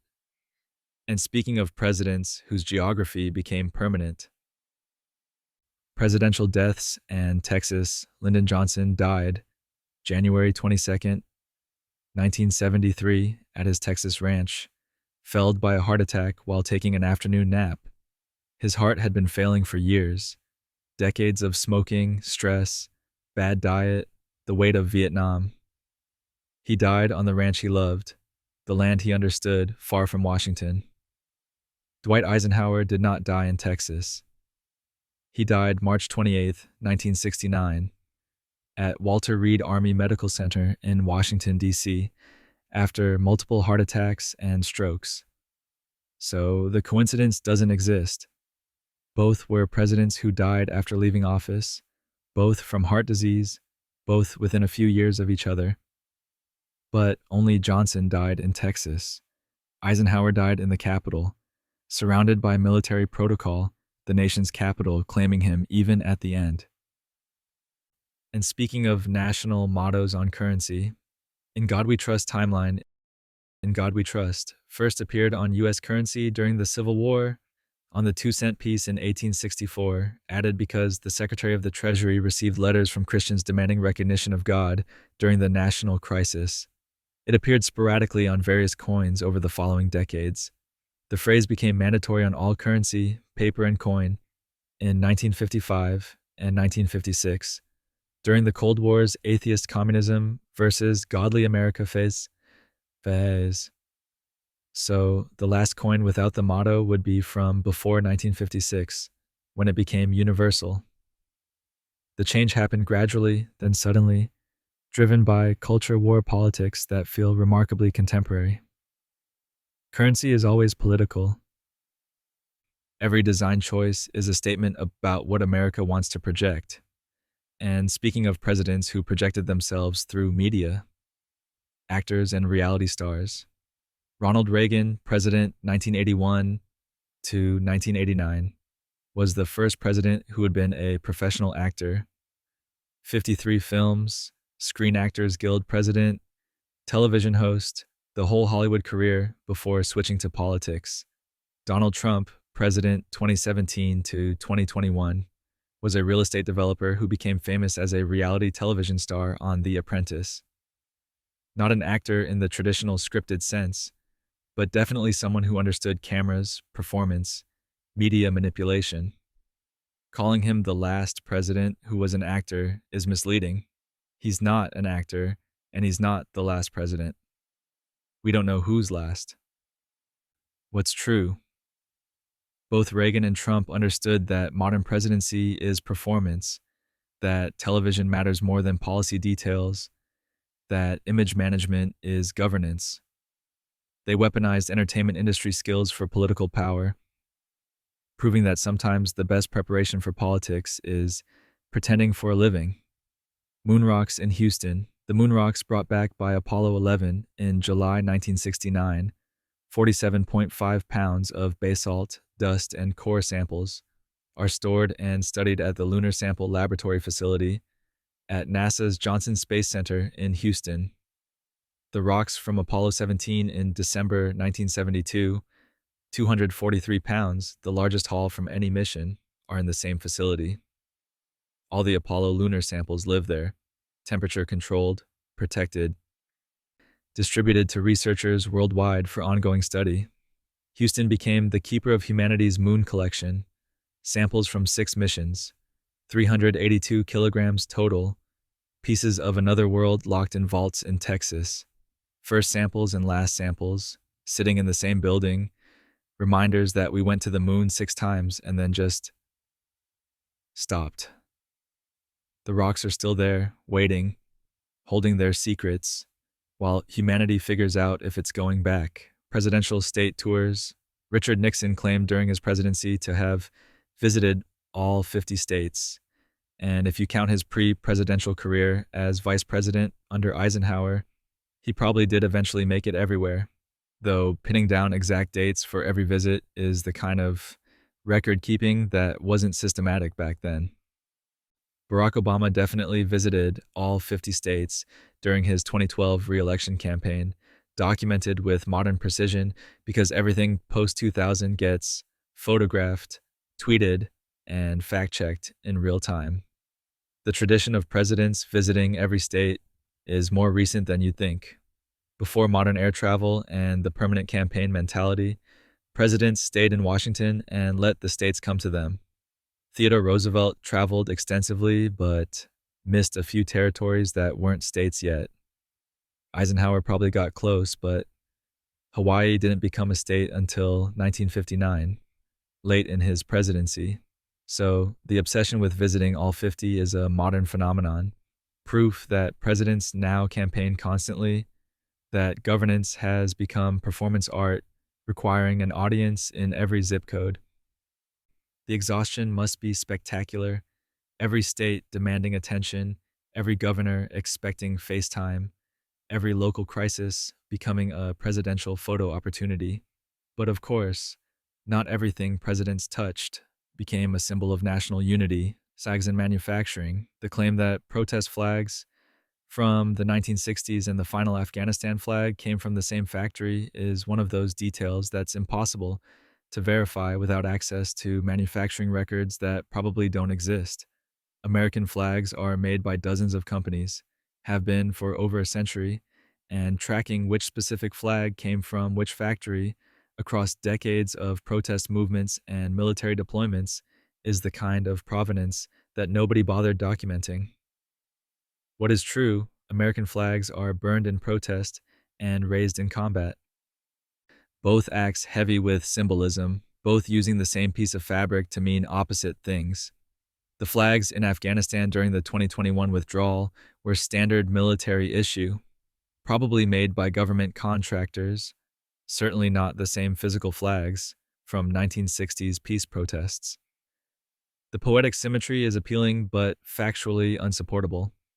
Flags are mass-produced, disposable, despite their symbolism, replaced constantly because weather and use destroy them.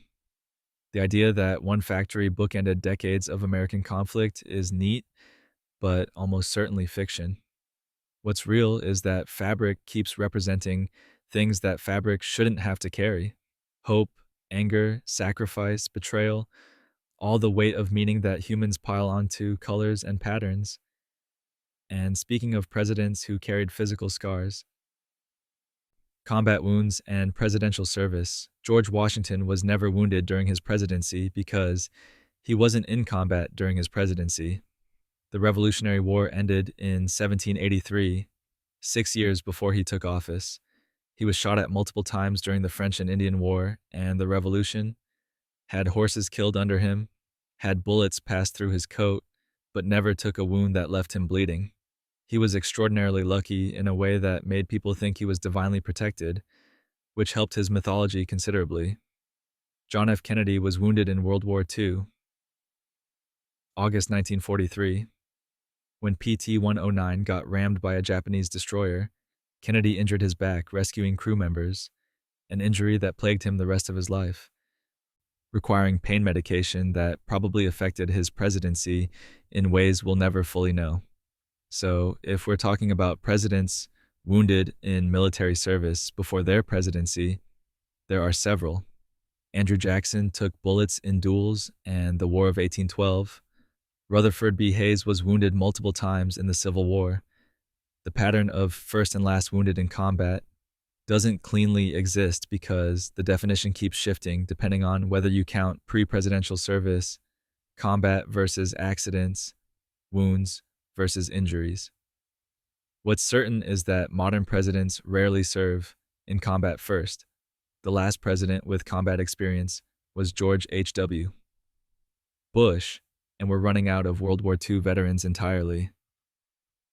Telephones and electricity in the White House. James Garfield didn't use a telephone while president because he was only in office for 200 days in 1881 before being shot, and spent most of that time dying slowly from infection caused by doctors with unwashed hands probing for the bullet. The first telephone installed in the White House was during Rutherford B. Hayes' presidency in 1879, though accounts vary on how often it was actually used. Benjamin Harrison, president 1889 to 1893, did have electricity in the White House. It was installed in 1891. But Harrison and his wife were reportedly afraid of being electrocuted and often didn't use the light switches, preferring to have staff turn lights on and off for them, or just sleeping with the lights on because they were too scared to touch the switches in the dark. So the White House had electricity, they just didn't trust it, which is very 1890s. The transition from gas lamps to electric lights happened gradually, with wealthy people installing electricity while remaining deeply suspicious that it might kill them in their sleep. Harrison's fear wasn't irrational. Early electrical wiring was legitimately dangerous, fires were common, electrocution was a real risk. But the image of a president afraid to touch a light switch is wonderfully human, proof that technology has always moved faster than comfort. And speaking of presidents uncomfortable with modern expectations, presidential scouting experience.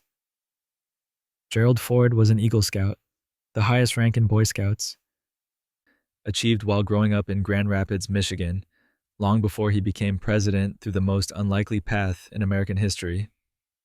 Appointed vice president after Spiro Agnew resigned, then became president after Nixon resigned, never elected to either office. Barack Obama was not a Boy Scout. He grew up in Hawaii and Indonesia, didn't participate in scouting, which was less universal than American mythology suggests. Several presidents were Boy Scouts, Kennedy, Ford, but calling them first and last requires ignoring everyone in between and everyone who came after. The Boy Scouts of America, founded in 1910, became intertwined with American identity, citizenship, preparedness, moral character, but plenty of presidents never participated, either because they grew up before scouting existed or because it wasn't available or relevant to their childhood. Ford's Eagle Scout background fit his image: reliable, decent, Midwestern, the guy who pardoned Nixon and took the political bullet so the country could move on. He embodied that scout oath about being trustworthy, loyal, helpful, all the virtues that made him unpopular in the moment but respected by history. Scouting promised to build character, and for Ford at least, maybe it delivered, but not every presidential legacy was built on wholesome campfire values. Nuclear carriers and naval legacy, the USS Enterprise, CVN 65, commissioned November 25, 1961, was the world's first nuclear-powered aircraft carrier, a floating city that could operate for years without refueling, projecting American power anywhere on the planet. It was named after previous carriers called Enterprise, including CV-6, the World War II carrier that survived more battles than any other U.S. carrier, Midway, Guadalcanal, the Philippine Sea, becoming a legend before being scrapped in 1947 because the Navy decided aircraft carriers were obsolete, which was wrong within 5 years. The Nimitz-class carriers, starting with USS Nimitz, CVN-68, commissioned in 1975, became the backbone of American naval power, 10 ships total, each named after admirals in battles: Nimitz, Eisenhower, Vinson, Roosevelt, Lincoln, Washington, Stennis, Truman, Reagan, Bush. They're not all named after World War II carriers. They're named after people, most of whom served in World War II. The Enterprise was decommissioned in 2012 after 51 years of service, longer than any U.S. carrier. A new Enterprise is being built, CVN-80, scheduled for the 2030s. The name keeps returning, carrying history forward, making sure every generation of sailors has their own Enterprise to serve on, their own connection to that lineage of service and sacrifice. And speaking of legacies passed down through physical traits, left-handed presidents, James Garfield could write with both hands simultaneously in different languages, which is either the coolest party trick in presidential history or proof he was too smart for his own good. He died from assassination and medical malpractice before accomplishing much. But calling him the first left-handed president is complicated because handedness wasn't documented carefully, and many left-handed children were forced to write right-handed. The truth about left-handed presidents: there have been many, especially recent ones: Gerald Ford, Ronald Reagan, George H.W. Bush, Bill Clinton, Barack Obama, all left-handed. Some historians claim Truman was ambidextrous. The prevalence is statistically weird. About 10% of the population is left-handed, but 8 of the last 15 presidents have been lefties, which is either coincidence or evidence that left-handed people develop problem-solving skills that translate to politics. Obama wasn't the last left-handed president. We don't know who will be last. The pattern might be random, or maybe being left-handed in a right-handed world teaches adaptation, seeing problems from different angles, making you better at the kind of strategic thinking presidencies demand. Either way, the Oval Office has become surprisingly southpaw-friendly, with more left-handed leaders in recent decades than the previous 2 centuries combined. And speaking of names carrying unexpected significance, moon landing site names: Apollo 11's landing site was named Tranquility Base.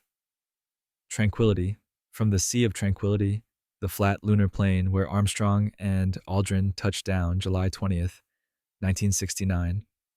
Armstrong's Tranquility Base here, the Eagle has landed, became one of history's most famous transmissions, announcing humanity's arrival on another world with a word suggesting peace and calm, even though everyone listening was holding their breath in terror that something would malfunction.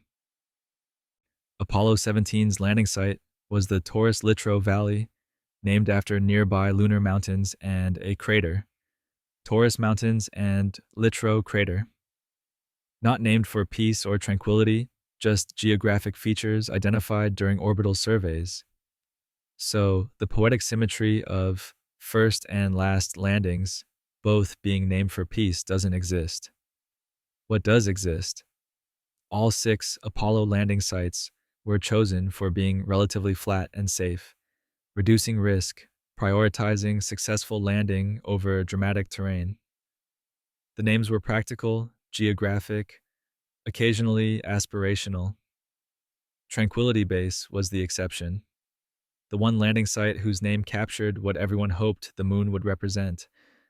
Not just achievement, but the dream that humans could go to space in peace, that the Cold War competition could lead somewhere other than mutual destruction. That hope lasted about as long as the Apollo program itself. Presidential twins, George W. Bush has twin daughters, Jenna and Barbara, born November 25th, 1981, named after their grandmothers. They grew up in the spotlight, dealt with Secret Service protection during their college years, eventually became authors and advocates for various causes. Benjamin Harrison, 23rd president, did not have twins. He had 2 children with his first wife, Russell and Mary, and a daughter, Elizabeth, with his second wife. No twins. So the coincidence doesn't exist. The only president with twins is George W. Bush, making him unique in that particular demographic.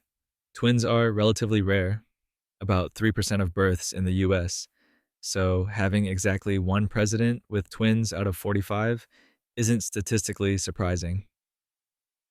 What is surprising is how much being a presidential child has changed. Harrison's children lived relatively private lives. Bush's daughters had their college drinking incidents reported nationally, their every outfit and boyfriend analyzed, their private moments made public whether they wanted it or not. Modern presidential families live in aquariums, every window transparent, every mistake amplified. The Bush twins survived it, grew into articulate women with their own identities, but the cost of that childhood, being constantly watched, constantly judged, is one those presidential offspring carry forever.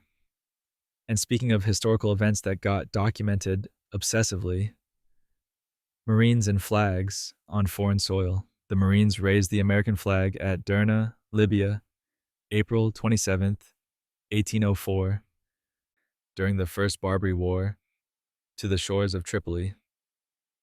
From the Marine Corps hymn refers to this campaign. Lieutenant Presley O'Bannon led 8 Marines and 500 mercenaries in capturing the city, then planted the flag, marking the first time U.S. colors flew over foreign conquest. 217 years later, August 30th, 2021, Marines lowered the American flag at the U.S. Embassy in Kabul during the chaotic withdrawal from Afghanistan, ending America's longest war, with scenes of desperate Afghans clinging to cargo planes and Taliban fighters celebrating in abandoned American bases. Both ceremonies performed by Marines, bookending centuries of American foreign intervention with the same ritual. Raising or lowering fabric while pretending the symbolism matters as much as the lives lost. The Marines have become America's flag bearers, literally and metaphorically, the branch that gets sent to begin and end wars, to storm beaches and evacuate embassies, to be first in and last out. The consistency across centuries is remarkable. Same branch, same ceremonies, same sense that flags represent something larger than the people holding them, even when those people are exhausted and questioning why they're there at all. Presidential generals George Washington, commanding general of the Continental Army, led the revolution before becoming the first president. Military leader to political leader, setting the precedent that generals make good presidents because Americans trust military experience, even when military experience has nothing to do with economic policy or diplomacy.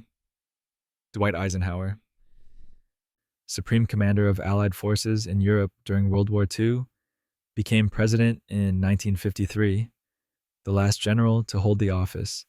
Between Washington and Eisenhower, Andrew Jackson, William Henry Harrison, Zachary Taylor, Ulysses S. Grant. All generals, all elected, partly because war hero translates to leadership in American political logic. Since Eisenhower, no generals have become president, though several have run. Wesley Clark, Colin Powell, who declined, James Mattis, who was discussed but never ran. The tradition faded as modern warfare became more complicated, as military service became less universal, as the distance between battlefield and political leadership grew too vast for credentials to transfer. Washington and Eisenhower bookend an era when military rank meant presidential potential, when Americans believed commanding troops prepared you for commanding the nation, even though the skills overlap less than mythology suggests. Both men were competent presidents, but their military success didn't automatically translate.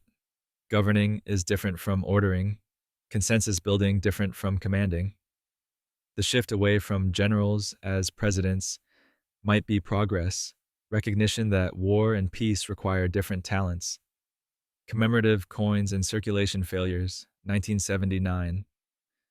The U.S. Mint releases the Susan B. Anthony dollar, the first circulating U.S. coin to feature a real woman. Susan B. Anthony, suffragist, activist, never paid for her lifetime of fighting for women's right to vote. The coin was a disaster. Too similar in size to a quarter, constantly confused, rejected by the public. Vending machines couldn't distinguish them. Banks returned them in bulk.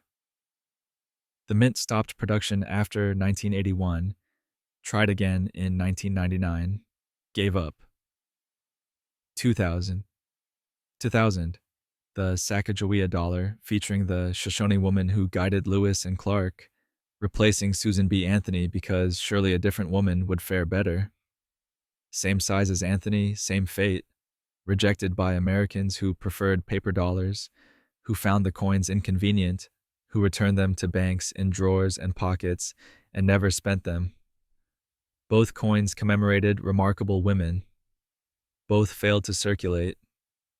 You can still get them from banks, still find them occasionally. Golden circles that represent good intentions and poor execution. The irony is almost painful, finally putting women on currency, choosing women who fought to be recognized, and then nobody wants to use the coins. The symbolism defeated by practicality, by the reality that Americans don't want dollar coins regardless of whose face is on them.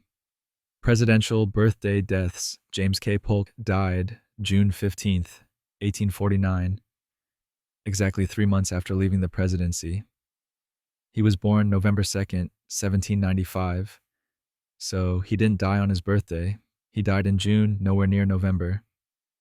Harry Truman died December 26th, 1972, day after Christmas, having lived 88 years. He was born May 8th, 1884, so he also didn't die on his birthday. Different month, different season, no coincidence. So the claim that presidents died on their birthdays is false. What is true? Several presidents died relatively young after leaving office. Polk worked himself to death, called himself the most laborious man in America, and his health collapsed immediately after his term ended. 3 months of freedom, then dead at 53 from cholera or exhaustion or both. Truman lived much longer, dying as an old man who'd watched Kennedy, Johnson, and Nixon reshape the world he'd helped build. The deaths were ordinary, expected, nothing cosmically significant about their timing. Not every pattern exists. Not every coincidence is real. Sometimes dates are just dates, deaths just deaths, and the universe doesn't arrange exits for dramatic effect, no matter how satisfying that would be for storytellers like us trying to find meaning in chronology. Presidential photography.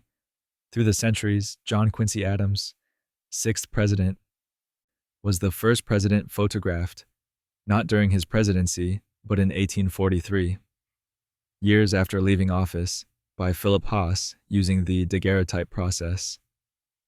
Adams was 76, scowling at the camera because exposure times required sitting absolutely still. and also because Adams spent most of his later life angry about slavery and the world's general inadequacy. Ronald Reagan was not the last president photographed alive. That would be impossible to determine since presidents keep getting photographed until they die. And we've had several presidents since Reagan. Reagan died June 5th, 2004, having spent his last decade obscured by Alzheimer's, photographed occasionally but rarely in public after leaving office in 1989.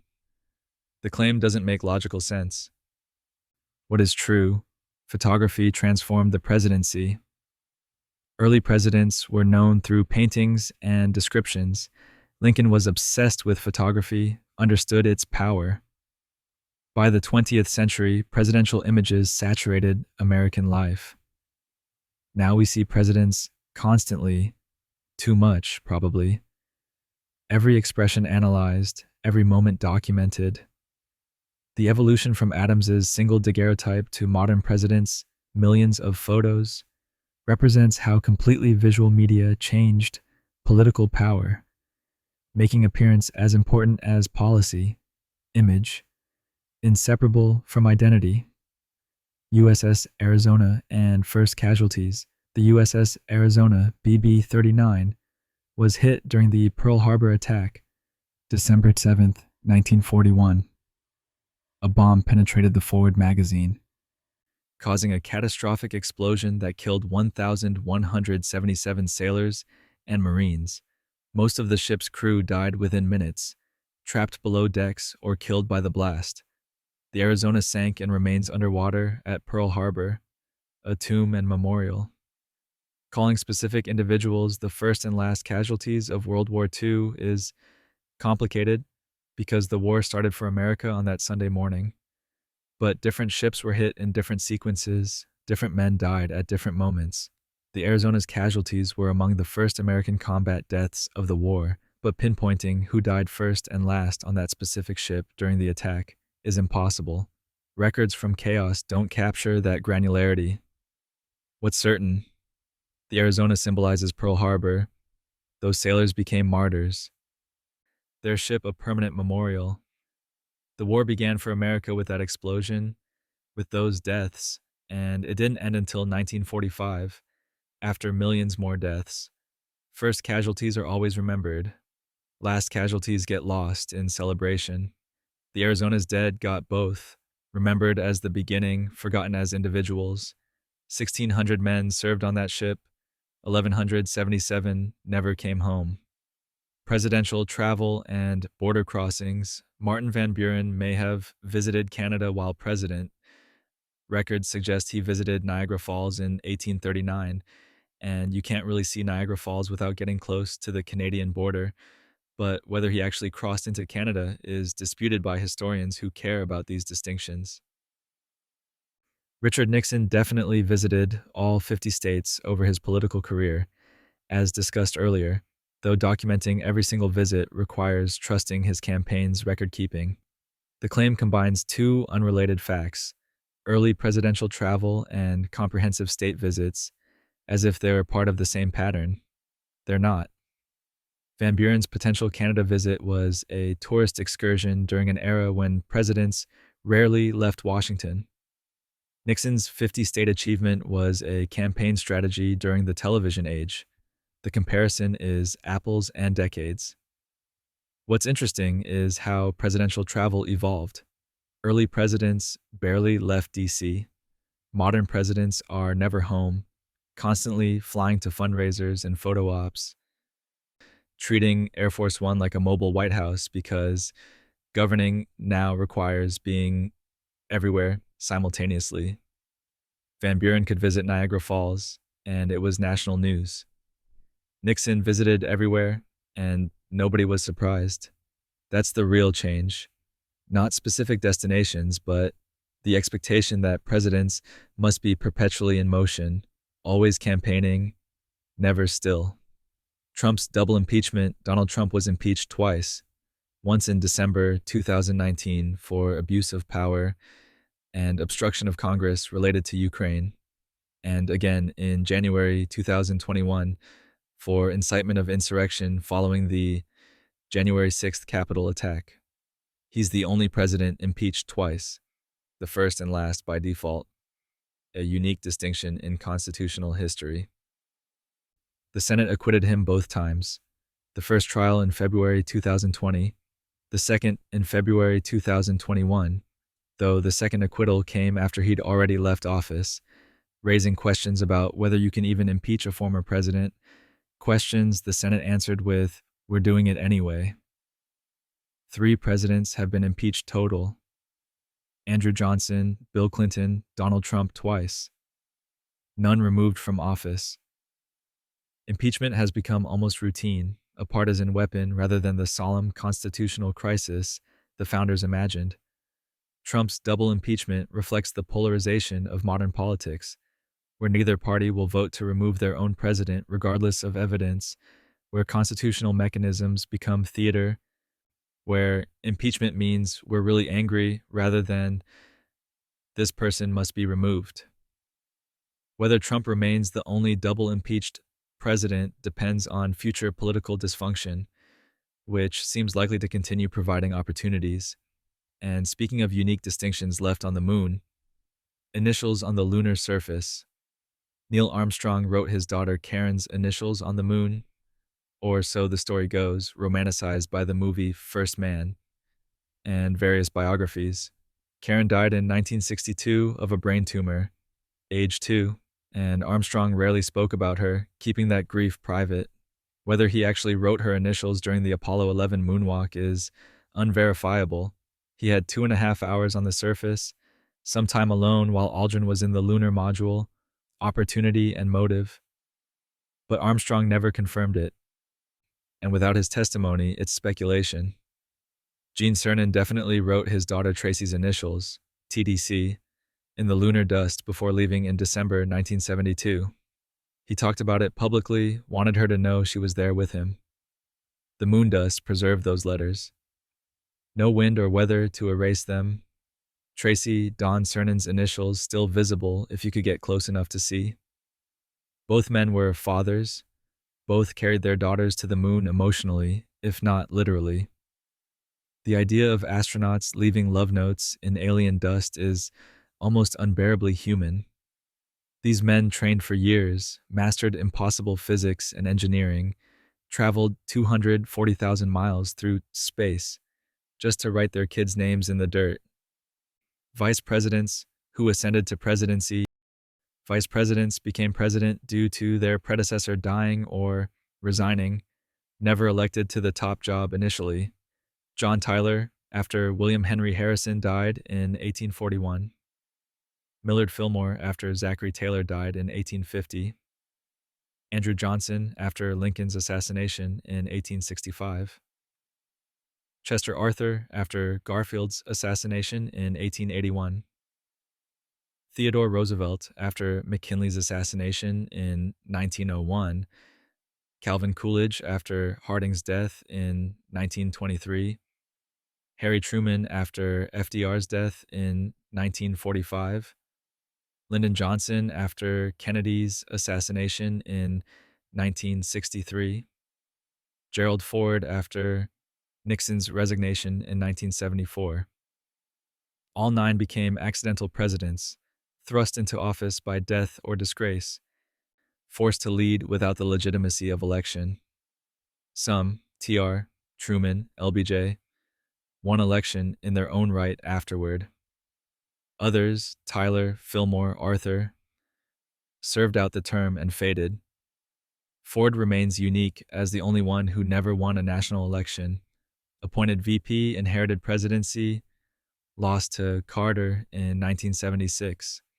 The pattern reflects presidential mortality and scandal more than any cosmic design. 1 in 5 presidents took office through succession, which either means the job is cursed or just that being president is stressful, dangerous, and humans are mortal regardless of their office. Flag manufacturing and lunar deployment. The 50-star American flag became official July 4th, 1960, after Hawaii's admission made the 49-star flag obsolete after just 1 year.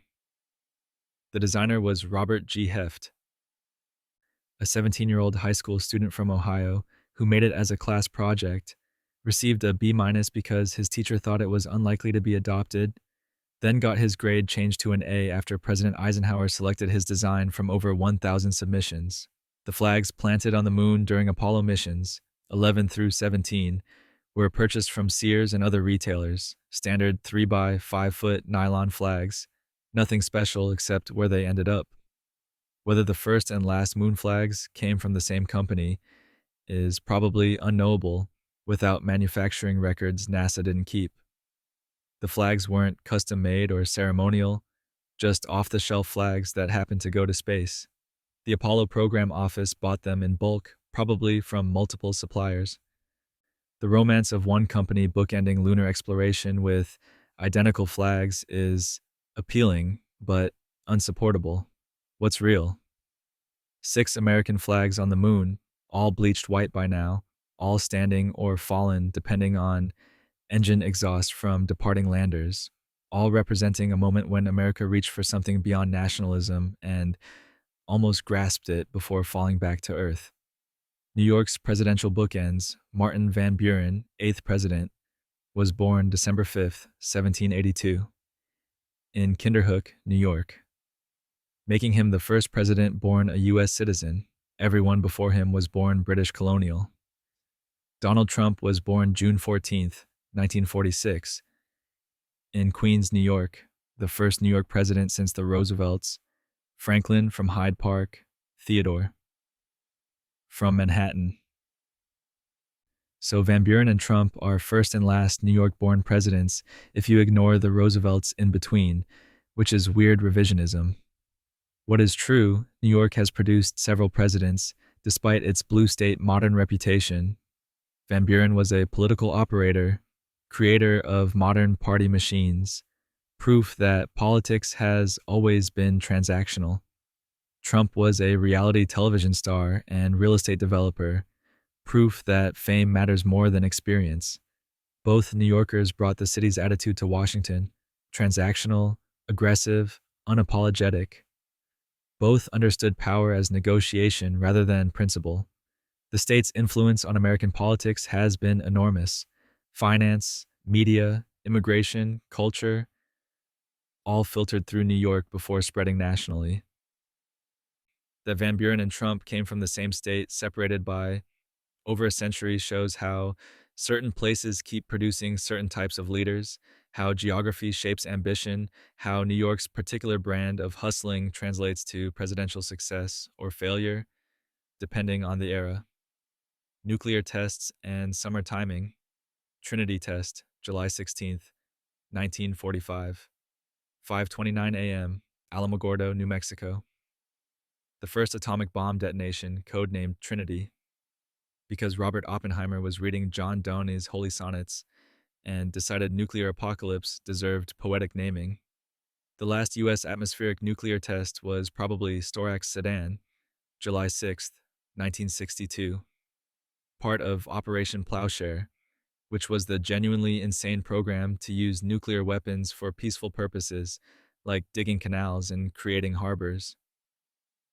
The U.S. stopped atmospheric testing in 1962 after the Limited Test Ban Treaty, then moved underground. So, first and last atmospheric tests were both in July, separated by 17 years and over 200 atmospheric detonations in between. July is hot in Nevada and New Mexico. Terrible time for testing nuclear weapons outdoors, but apparently the schedule didn't care about comfort. Scientists and soldiers watched those fireballs from trenches, sometimes without adequate protection, breathing fallout, absorbing radiation that would kill many of them decades later. Downwinders in Utah and Nevada got cancer from clouds drifting over their farms. The test poisoned the desert, the atmosphere, the people living nearby. Both July tests, first and last, represent humanity deciding to split atoms and deal with consequences later. Declaration signers and birth years. John Hancock, born January 23, 1737, President of the Continental Congress, signed the Declaration first and largest. His signature, so prominent, John Hancock, became slang for signature. Matthew Thornton was born around 1714, not 1737. He was significantly older.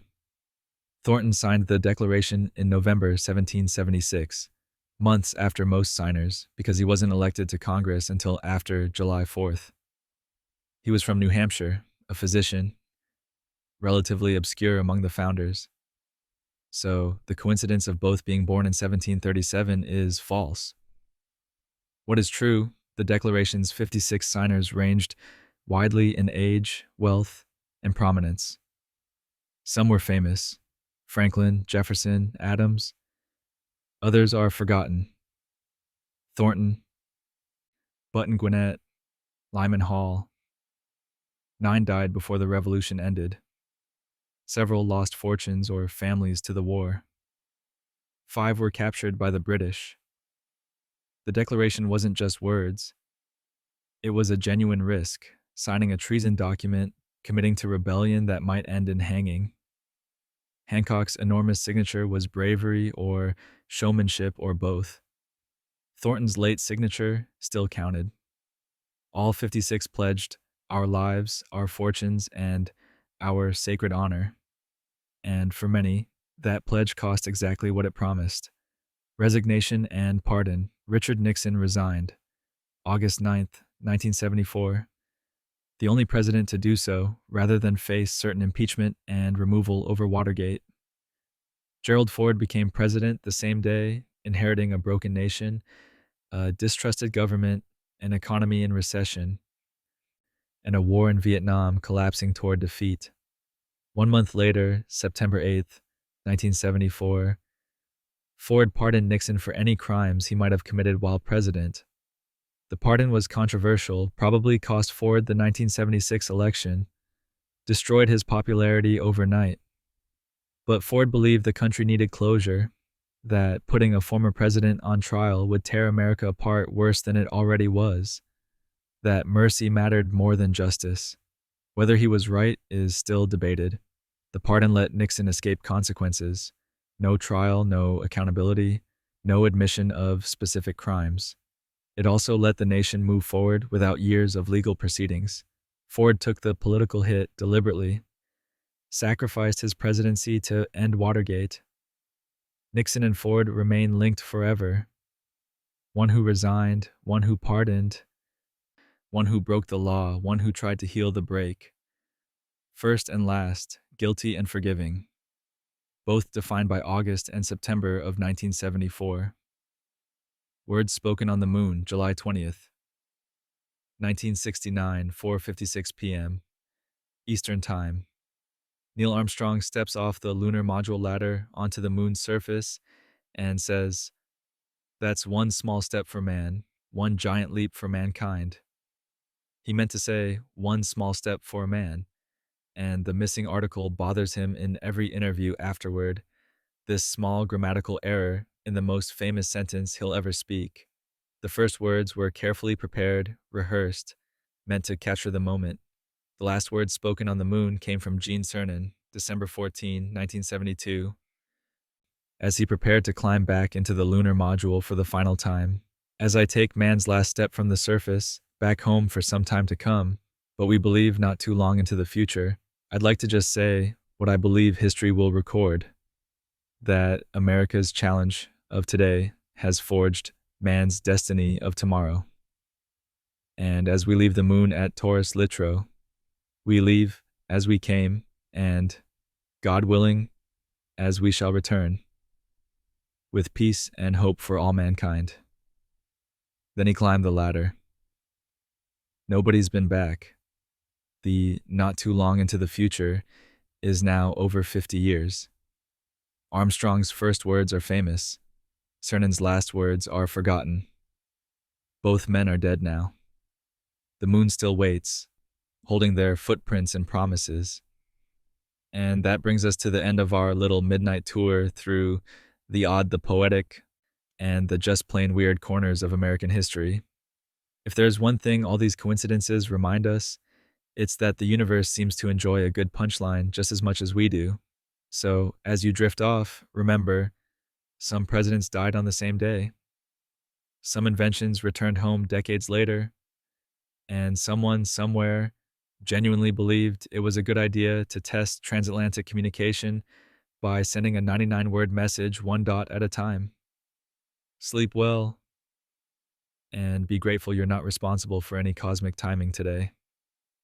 After all, it's hard enough just keeping track of your own calendar, let alone history's. Good night.